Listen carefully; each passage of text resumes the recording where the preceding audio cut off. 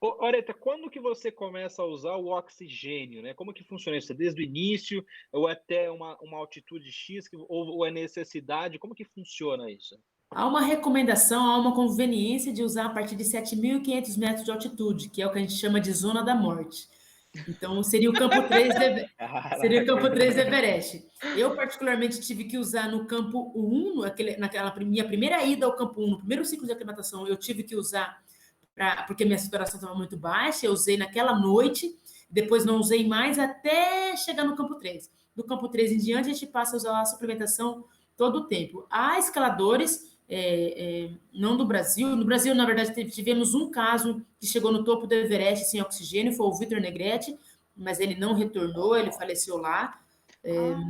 Foi por isso, Caraca. assim? Foi por conta do oxigênio? Com certeza, com certeza. Ele teve, eu não lembro se foi edema pulmonar ou cerebral, mas foi por conta da falta de oxigenação.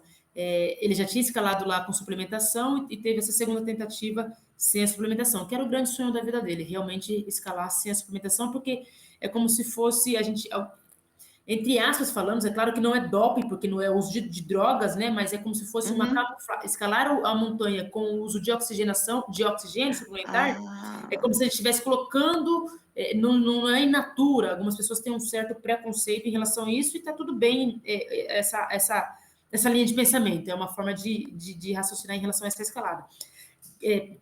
Mas é muito raro alguém chegar no topo do Everest sem a suplementação e sobreviver. Não é todo mundo que teria essa condição. Nós conhecemos alguns exemplos. O mais famoso, assim, deles é o Reinhold Messner. Reinhold Messner escalou os 14.800, são as 14 montanhas acima de 8.000 metros de altitude, sem a suplementação de oxigênio. Então, o cara realmente é fora da média, Caramba. é outro nível, mas não enfim, não é algo comum, né? Então, são pouquíssimas pessoas que teriam essa oportunidade. Mas a gente passa a utilizar o tempo todo para garantir segurança e conseguir retornar. Então são dois desafios, né?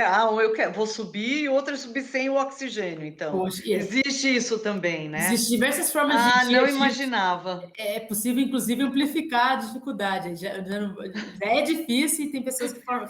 Por exemplo, nessa minha temporada, tinha pessoas tentando realizar em alta velocidade. Tivemos lá uma japonesa, se não me engano, com 48 anos, que fez do campo base ao topo e voltar ao base, ela fez em menos de 24 horas. Claro que ela já tinha feito o ciclo de aclimatação. Mas o que é que ela fez? Quando eu disse que eu subi ao campo 2, dormi.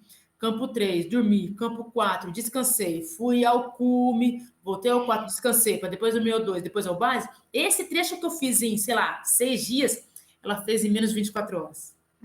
Então, existem diversas formas de realizar a expedição Everest com maior grau de dificuldade. Nossa Senhora! Não, isso já é difícil pra caramba, né? Sem dúvida, Imagina! sem dúvida, sem dúvida. Que Caramba. legal!